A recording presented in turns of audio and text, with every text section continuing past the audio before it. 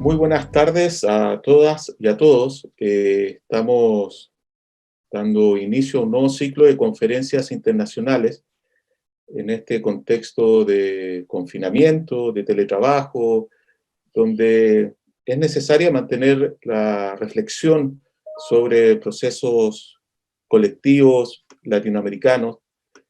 Y hoy día hemos querido invitar al expresidente de Colombia, señor Ernesto Samper Pizano. ¿Por qué? Porque para algunos podrá ser que conversar sobre procesos constituyentes en un contexto de pandemia, de miedo, incluso hoy día de hambre en Chile, podría no tener relación con qué tipo de Estado tenemos. Pero efectivamente, de un Estado que no garantiza la alimentación, la salud, en estos contextos, sin duda, adquiere una importancia mayor qué tipo de constitución, qué tipo de Estado y qué tipo de relación con la sociedad tiene. Agradecer a la Dirección de Vinculación con el Medio, a la Dirección de Relaciones Internacionales de la Universidad Arturo Prat, quienes han unido esfuerzos en realizar esta conferencia internacional titulada Los procesos constituyentes en Latinoamérica, aprendizajes y desafíos en tiempos de pandemia, a cargo del conferencista Ernesto Samper Pizano, quien fue presidente de la República de Colombia entre los años 1994 y 1998. Esta conferencia está siendo difundida por Radio UNAP, por TV UNAP y por las distintas redes sociales de la Casa Central, sedes y centro a lo largo de Chile. Las preguntas las pueden realizar las respectivas plataformas, las cuales se intentarán leer al final de la conferencia. A continuación dejo con ustedes a la doctora Rocío Tíjaro, directora de Relaciones Internacionales de la Universidad Arturo Prat, quien realizará una breve reseña del conferencista. Rocío, por favor. Sí, muy buenas tardes, muchas gracias a Cristian y al expresidente por estar acá. Entonces, el expresidente Samper Pizano nació en Bogotá, es un descendiente de una estirpe de poetas y políticos, es economista y abogado. Su lema en la campaña presidencial fue "El tiempo de la gente", y su compromiso de inversión social se materializó a través de una estructura administrativa descentralizada y nivelando el salario de los trabajadores. Durante su gobierno, Colombia presidió el movimiento de países no alineados, fortaleciendo la integración regional y renovando la comunidad andina. Entre el 2014 y 2017 fue secretario general de UNASUR y desde esa época lidera varias corporaciones que trabajan en iniciativas conjuntas para el desarrollo integral de los pueblos latinoamericanos y los derechos humanos, entre ellas el Grupo de Puebla, cuyos miembros son personas naturales que no representan partidos políticos ni gobiernos. Ha escrito decenas de libros, ha sido profesor de varias universidades en distintos países y ha recibido importantes distinciones nacionales e internacionales como la Gran Cruz de Boyacá en Colombia y la Orden del Libertador Simón Bolívar en Venezuela. Con este preámbulo le damos las gracias al expresidente Samper por conversar hoy con la universidad en Chile, la comunidad chilena en general, a través de la Universidad Arturo Prat, a través de la radio UNAP, sobre los procesos constituyentes en Latinoamérica. Bienvenido, doctor Samper. Muchas gracias a ustedes, a Rocío, a Cristian, a la Universidad Arturo Prat por esta invitación. Uno de los pocos beneficios que nos ha dejado la pandemia es que nos ha permitido comunicarnos de esta manera tan efectiva como lo estamos haciendo esta mañana, sin necesidad de tomar un avión, de hacer reservas, de ocupar hoteles. Estamos conectados directamente, pero lo que no sabíamos es que estábamos también ya conectados alrededor de unos temas que nos son comunes como comunidad latinoamericana. Si alguien me preguntara de los estudiantes y los profesores que me están escuchando, ¿cuáles serían los propósitos más importantes que tendría la agenda política de América Latina en este momento? Yo no vacilaría en contestar que son tres. Primero, preservar esta región como una zona de paz en el mundo.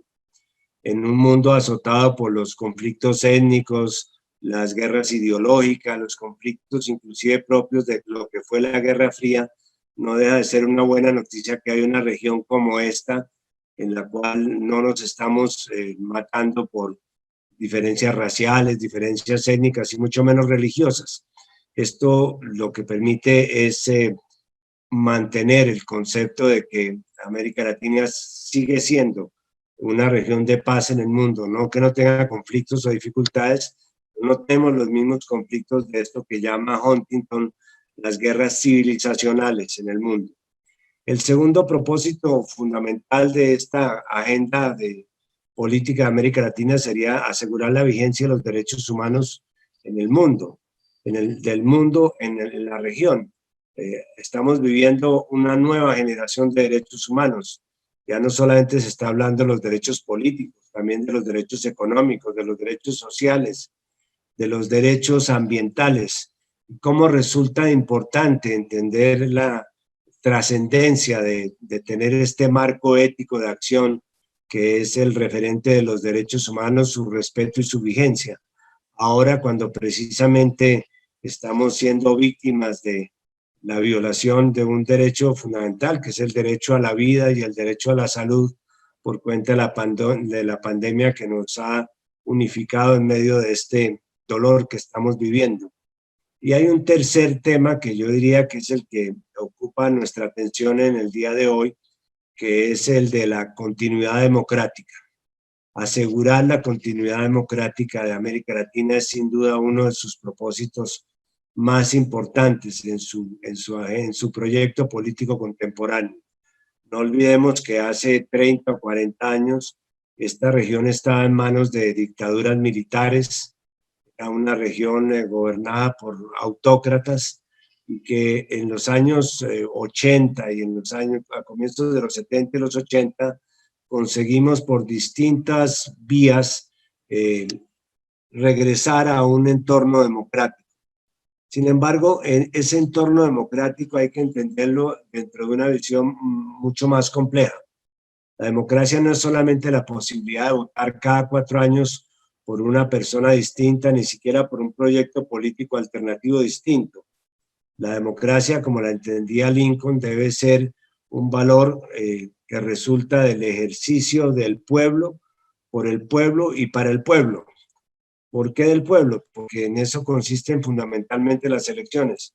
En los últimos 30 años en América Latina ha habido más de 140 elecciones a través de las cuales los ciudadanos han tomado las decisiones que han considerado mejores para ser gobernados en determinados periodos. Pero a eso no se puede reducir solamente la democracia también debe ser por el pueblo, lo cual nos comienza a abrir puertas sobre cuáles deberían ser los contenidos de una reforma constitucional, que es pasar de una democracia representativa como la que teníamos, nació en el siglo XIX y nos permitió de alguna manera convivir políticamente en el siglo XX, a una democracia participativa en que la gente tenga la posibilidad de gobernar conjuntamente con las personas que eligen. Todos estos mecanismos de ampliación de la participación referidos a las consultas populares, a los plebiscitos, a los referendos, o mecanismos de defensa judicial de los derechos, como puede ser el derecho de amparo o las acciones colectivas, todo eso forma parte de este nuevo concepto de la democracia. Y una tercera visión o una tercera arista es la democracia para el pueblo. Y esto nos lleva un poco a el papel que juega los proyectos sociales en su tarea de legitimar los gobiernos y los sistemas políticos. Un sistema político que no sea capaz de asegurar para la gente unos niveles de bienestar adecuados o garantizarles sus derechos sociales fundamentales, o avanzar en programas de inclusión y de reducción de la desigualdad, que es el tema más preocupante en América Latina, pues no es un gobierno legítimo en términos sociales. De otra manera, quien legitima un gobierno son sus proyectos sociales, no solamente que sea elegido popularmente o no solamente que ofrezca acceso, también se necesita que tenga una concepción clara. Y aquí permítanme hacer una pequeña referencia a lo que está sucediendo en este momento con la pandemia. Digamos que lo que hemos vivido en los últimos meses han sido tres momentos fundamentales. El momento de la aparición del virus. Nosotros estábamos esperando una amenaza global, planetaria, por el lado del terrorismo, por el lado de una amenaza nuclear, inclusive el cambio climático, pero este virus se nos apareció por un lado que no teníamos cubierto, que era una amenaza biológica. No lo teníamos cubierto porque lamentablemente con una concepción equivocada del manejo de la política social, privatizamos la salud, abandonamos los hospitales, nos olvidamos de la salud pública, de la prevención, dejamos de investigar científicamente temas como el tema de los antibióticos, virus, de las bacterias, de los microbios. Es decir, el virus nos llegó y se apoderó de nosotros porque no hicimos bien la tarea en una materia tan vital como la política sanitaria. Es una lección aprendida hacia adelante. Tenemos que regresar a las políticas sociales incluyentes. Segundo momento, el momento del manejo del virus. Todos estamos de acuerdo en que el aislamiento era una medida necesaria, dura, drástica y necesaria. Pero también es necesario que regresemos a la normalidad. Y también es necesario que entendamos, como se comenzó a entender un poco tardíamente, pero por lo menos ha habido una reflexión, que hay unos sectores informales muy importantes en nuestros países, en los cuales viven las pequeñas y medianas empresas, los trabajadores independientes, los taxistas, los campesinos temporales, todo este gran sector de trabajadores que representan más del 56%, son los que configuran el llamado sector informal de la economía. Y lo que se está haciendo un poco improvisadamente para tratar de apoyarlos a estas personas, como subsidios o ajustes salariales o compensarles los pagos de servicios, es lo que hemos debido hacer antes y no ahora. Hasta ahora estamos descubriendo la importancia de hacer y desarrollar programas sociales incluyentes. Ojalá estos programas se mantengan. Y el tercer momento, que es ya una reflexión más técnica, tiene que ver con quién paga la factura de la crisis, quién va a pagar los daños que hizo la pandemia sobre la economía, sobre la sociedad, y que valen alrededor del 12% del Producto Interno Bruto de la región. ¿Quién va a recuperar esos 22 millones de empleo de personas que regresan a la pobreza? Esa disminución del Producto Bruto en más de un 10%.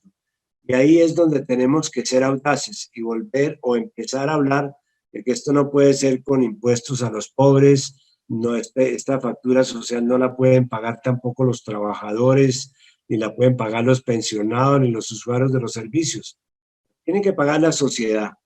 La sociedad la tiene que pagar con una renegociación de la deuda externa a nivel multilateral y a nivel privado internacional, la tiene que pagar con emisiones del Banco Central para recuperar la economía y la sociedad, y la tienen que pagar también los ricos y los que tienen dinero a través de impuestos como el del patrimonio y las herencias, que son donde está concentrada la capacidad contributiva. Entonces, lo que señalo es que hay que tener en cuenta ese escenario, porque ustedes van a tener la posibilidad en el proceso constituyente que está en curso en Chile, una oportunidad que no vamos a tener en muchos otros países, de introducir dentro de la Constitución muchas de las figuras normativas que se requieren para cambiar el proyecto de desarrollo y el modelo que actualmente no está funcionando ni en Chile, ni en Colombia, ni en ninguna parte de América Latina. El resultado de esta pandemia no puede ser que nosotros volvamos al sitio de donde salimos, sino que incorporemos estas lecciones aprendidas a las cuales me he referido en este proceso que se comienza a dar en el caso de Chile. Es un proceso necesario, oportuno y pertinente, precisamente porque ese proceso va a permitir que se consigan los recursos necesarios y se utilicen eficientemente. Es por lo que es un poco irrelevante la discusión de si va a tener un costo mayor o menor el proceso constituyente. Tener una constitución que les permita cambiar de vestido en momentos en que toda la región está haciendo un cambio de traje para tratar de ajustarse a unas nuevas realidades sociales, me parece que es un dinero muy bien invertido. Nosotros vivimos en Colombia un proceso parecido al que ustedes comienzan a vivir, pero el detonante de ese proceso no fue como en el caso de Chile, las protestas y los movimientos sociales de la gente joven, de los profesores, de todos los que se salieron a la calle antes de que llegara el COVID-19, sino fue una mezcla un poco violenta y dolorosa entre las distintas formas de violencia que existían en Colombia a finales de los años 80, concretamente el narcotráfico, la guerrilla, los paramilitares, que prácticamente pusieron contra la pared el Estado de Derecho colombiano. Y ahí entonces un movimiento de estudiantes propuso que en las elecciones generales de 1990, simultáneamente con las papeletas que se iban a depositar para elegir los gobernantes, el presidente, los senadores, los representantes, se depositara una séptima papeleta para preguntarle a los colombianos si querían o no que hubiera una asamblea constituyente para una nueva constitución.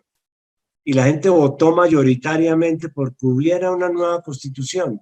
Y en efecto, la Corte Suprema de Justicia, en ejercicio de sus funciones constitucionales, dictaminó que esa era una expresión legítima del constituyente primario, es decir, del pueblo, y autorizó a que se convocara a la constituyente, se eligiera una constituyente con solamente dos condiciones. La primera, que no tuviera un tema obligatorio, que no fuera para un solo tema, sino que hubiera libertad para llevar a esa constituyente el menú de temas que los constituyentes creyeran, dentro del argumento válido de que el constituyente primario no se le podían poner limitaciones de hablar solamente de estos temas. Tampoco se podía sacar la discusión a un recinto diferente. La discusión había que hacerla porque entiendo que ahora se están proponiendo que se haga un pacto social para la nueva constitución. Ese pacto social es la constituyente y el resultado de ese proceso va a ser el pacto social, que es la nueva constitución. La segunda limitación que puso la Corte es que tuviera un plazo definido, la realización de la constituyente. Y en efecto, se terminó un plazo de 4 meses. Durante los meses que duró la elección de los constituyentes, se abrió un proceso que hoy sería muy fácil de rehacer para que todos los sectores sociales, la sociedad civil y la opinión pública pudieran hacer sus propuestas de reforma constitucional ante una comisión integrada por los partidos que estaban participando en las elecciones, de tal manera que en el momento de convocarse la constituyente ya existiera como una especie de patrimonio de lo que se había podido recoger de los sectores que querían ser escuchados en esa misma oportunidad. Esta constituyente, a diferencia de la que se está planteando en Chile, no estaba amarrada a las circunscripciones electorales ni a los distritos electorales que estaba dividido en Colombia por departamentos. Era una constituyente nacional, es decir, cualquier persona en cualquier parte de Colombia podía votar por el constituyente de sus preferencias, bien sea que estuviera individual o incluido en una lista de un partido. Y de esta manera se aseguraba que no existieran como una especie de rompecabezas territorial en la constituyente, que la gente fuera a defender las consignas de una región, sino que entendiera que era un constituyente para todo el país. Y la segunda diferencia importante es que desde el comienzo se estableció que habría una fórmula de mayorías simples. Es decir, todas las decisiones se tomaron por mitad más uno y no por las 2/3 partes, como entiendo que se está proponiendo en Chile, porque exigir la mayoría de las 2/3 partes es prácticamente darle a la otra tercera parte el derecho a vetar a la mayoría. Entonces, lo que se pretende que sea una constitución democrática termina siendo antidemocrática porque le da el derecho a las minorías de vetar una decisión que debería ser por la mitad más uno, que es mayoría absoluta en cualquier proceso. Pero bien, la constituyente comenzó, fijó unas comisiones de trabajo y luego nos ocupamos de sus contenidos. Aquí entonces es donde entra todo el proceso que ha vivido la región en los últimos 30 o 40 años, que ha permitido la evolución de una nueva concepción de derecho constitucional, lo que se llama el nuevo constitucionalismo latinoamericano.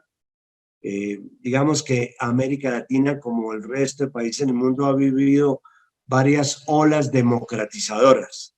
Vivimos una ola democratizadora en el siglo XVIII, con la Revolución Francesa, con la Constitución de Filadelfia en los Estados Unidos, las tesis de Montesquieu sobre la división de poderes. Luego, en el siglo XIX, en plena independencia, vivimos también una segunda ola democratizadora con lo que podríamos llamar la democracia representativa. Delegamos en unos representantes que eran los partidos y los miembros de los partidos la posibilidad de representarnos con nuestro mandato. Esa ola democratizadora llegó también hasta el siglo XX, pero en el siglo XX hubo una ruptura que fue la época de las dictaduras militares, a comienzos de la segunda mitad del siglo, y entonces lo que hubo allí fue un movimiento para tener unas nuevas constituciones. En algunos países, como el caso de Bolivia, el caso de Ecuador, aún en el caso de Colombia, que vivió su reforma, digamos, las nuevas constituciones nacieron por parto natural, es decir, fueron el resultado de procesos de consulta popular. En otros países, como el caso de los países del Cono Sur, como el caso de Brasil, de Argentina, inclusive de Chile, lo que hubo fueron unos procesos ya más de ruptura democrática para de alguna manera sacar a los poderes militares y de alguna forma reinterpretar democráticamente el futuro. Ese nuevo constitucionalismo se está expresando a través de unas figuras que de alguna forma podrían quedar incorporadas en la nueva Constitución de Chile, como por ejemplo la figura del garantismo, es decir, la consagración, como ya les comentaba, de esta larga carta de derechos humanos que ha sido el resultado de una evolución positiva de la concepción de derechos humanos que comienza con la generación de derechos políticos de la Revolución Francesa, luego los derechos de los trabajadores y los derechos frente al capital del siglo XIX, los derechos de las minorías en el siglo XX, de las mujeres, de los indígenas, de los afrodescendientes, y hoy día estamos en una última generación de derechos que tienen que ver casi que con los derechos para defendernos nosotros mismos del daño que nos hacemos nosotros, a nosotros mismos como seres humanos, y es precisamente lo que está sucediendo hoy día con la pandemia, el del derecho a la vida, los derechos genéticos, los derechos que tienen que ver con la diversidad, con la alternatividad sexual, en fin. Todo este catálogo de derechos fueron los que quedaron incorporados a estas constituciones y deberían ser incorporados, como ya decíamos, con los instrumentos para defender esos derechos. Figuras como la tutela o el derecho de amparo, la posibilidad de la reclamación colectiva, las consultas populares para tomar decisiones sobre grandes obras de infraestructura que pueden producir un impacto ambiental fuerte. Todos estos mecanismos de defensa también quedaron incorporados en nuestra Constitución. Y una segunda parte tenía que ver con lo que podríamos llamar la arquitectura institucional de la nueva Constitución. Porque no basta con tener una Constitución si no se reforma el Estado. El Estado tiene que reformarse para que haya un buen gobierno transparente, un gobierno eficaz. Piensen ustedes lo importante que es una presencia más activa del Estado. Llevamos 20 años en los cuales se denigraba del Estado para favorecer las salidas de mercado. Pues esta pandemia está demostrado que no solamente no podemos prescindir del Estado como gran actor de los procesos políticos y sociales, sino que quizás sería necesario volver a unas formas de estatización de ciertos servicios sociales cuya responsabilidad no se puede dejar exclusivamente en manos del Estado, porque termina segmentando socialmente los derechos humanos fundamentales. Y quizás había otros dos temas de importancia que se han venido trabajando dentro de esta concepción del Estado, en el cual se reclamó, digamos, la autonomía de ciertos organismos, como por ejemplo el Banco Central, que el Banco Central no dependiera del gobierno. Eso es algo que se consagró en casi todas las constituciones. Segundo, que hubiera una corte constitucional distinta de la corte que administraba justicia, para que vigilara estrechamente el cumplimiento de la Constitución. Y tercero, unos nuevos organismos de control para poder combatir unos problemas que son patologías globales, como por ejemplo el caso del narcotráfico, el caso de la corrupción, el armamentismo, o estos temas que tienen muchísimo que ver con las pandemias globales. Hoy día también nos están afectando como democracias. Bien, el último punto dentro de estas reflexiones tenía que ver con establecer un modelo económico, un modelo que reflejara lo que queríamos los colombianos como manejo de nuestra economía. Si queríamos una economía manejada neoliberalmente con el mercado, si queríamos una economía planificada centralmente como en los países socialistas, o si queríamos un modelo alternativo que de alguna forma combinara una participación inteligente de mercado y de Estado. Lamentablemente no fue posible llegar a un acuerdo sobre este punto tan importante, pero sin duda es algo que debe quedar resuelto en una constitución. Ahora bien, quizás de los aspectos que quedaron sobre los cuales hubo un acuerdo en la Constitución, pero después no se desarrolló suficientemente, era el que tenía que ver con el ordenamiento territorial.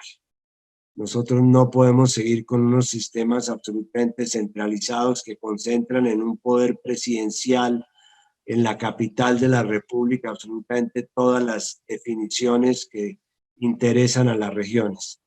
Nosotros tenemos que avanzar en la profundización de la democracia.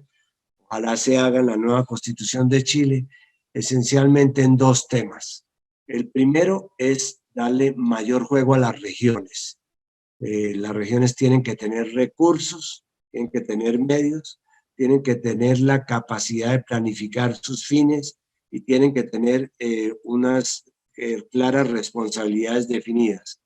Es decir, la descentralización está apoyada en un trípode, como una mesa de tres patas. Una pata son los medios fiscales, tener recursos económicos, impuestos, capacidades impositivas a nivel regional. Segundo, la posibilidad de planificar los fines para utilizar esos recursos. Cada región se debe fijar sus propias prioridades.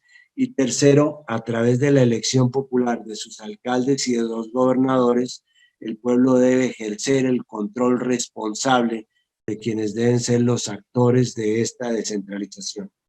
Y el segundo tema, igualmente importante dentro de esto, tiene que ver con el cambio de la estructura política.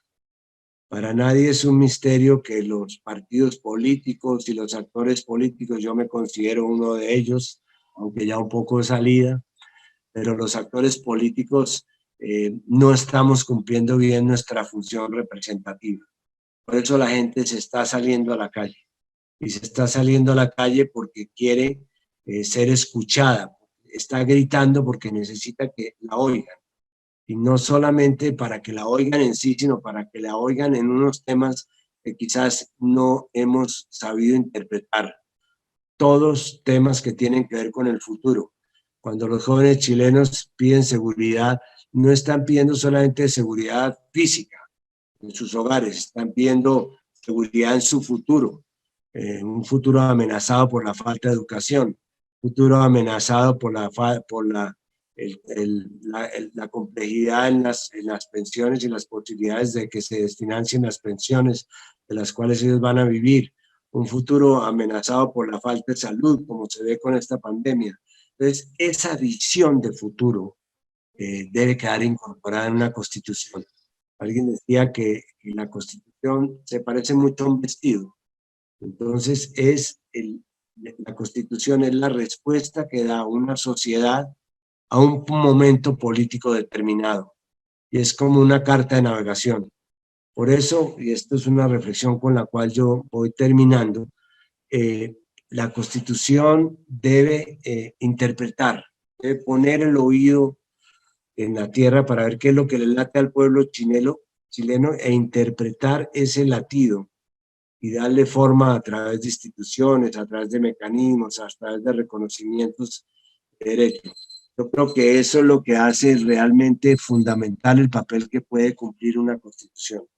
Ahora bien, en el caso colombiano, nos descuidamos, sacamos la Constitución, pero se nos olvidó que la Constitución es la carta magna, es como la gran carta de navegación. Pero esa carta de navegación hay que concretarla en leyes, en decretos. Y nos demoramos casi 20 años en desarrollar muchos temas y figuras que fueron incorporados en la Constitución. Mi recomendación entonces sería que de una vez se comience a hacer un trabajo sobre cómo estas figuras constitucionales, que son como los grandes temas, como el índice de un libro, se van a desarrollar a través de los respectivos capítulos.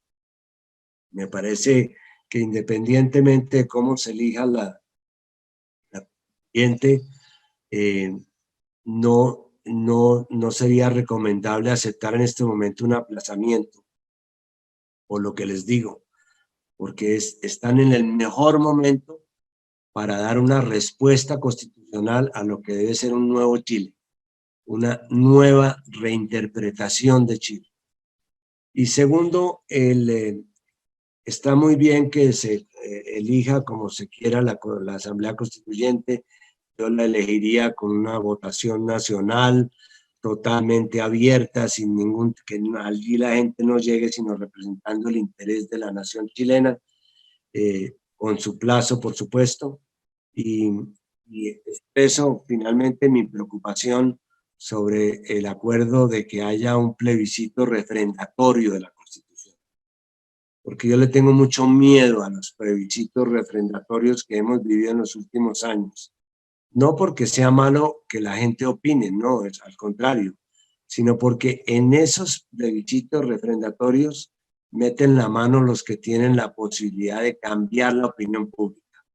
Hay unos poderes fácticos en la región que están representados por grupos económicos, grupos comunicacionales, ONGs internacionales, inclusive fiscales que toman partido, que de alguna manera influyen negativamente sobre la opinión. En Colombia perdimos un plebiscito sobre la paz, imagínense.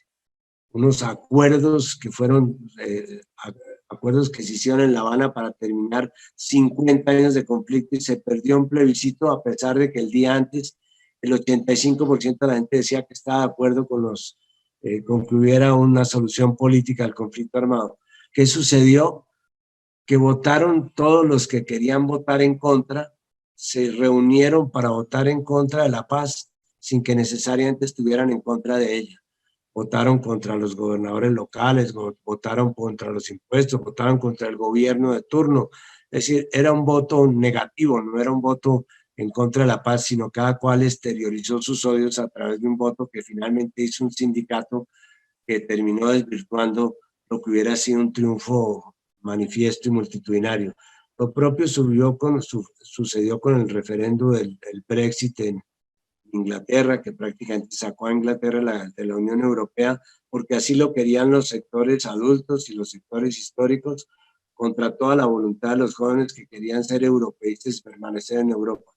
Entonces, simplemente anoto, sin intervenir en política interna, que el plebiscito refrendatorio puede ser un salto al vacío. después de haber hecho este esfuerzo tan bonito y tan necesario que van a hacer para conseguir ese nuevo vestido que es la Constitución. Pero sobre todo una reflexión final.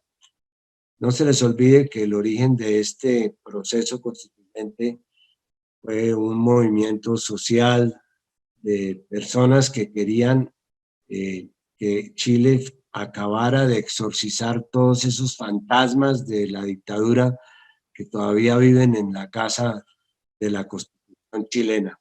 La reforma que se hizo en 1989 fue una reforma importante, de alguna manera quitó una serie de pesados fardos que habían en la Constitución, pero todavía quedan temas por resolver sobre la concepción misma del terrorismo, sobre el papel del Estado central, en fin, temas que no son solamente propiedad de los chilenos, sino que compartimos en toda la comunidad latinoamericana.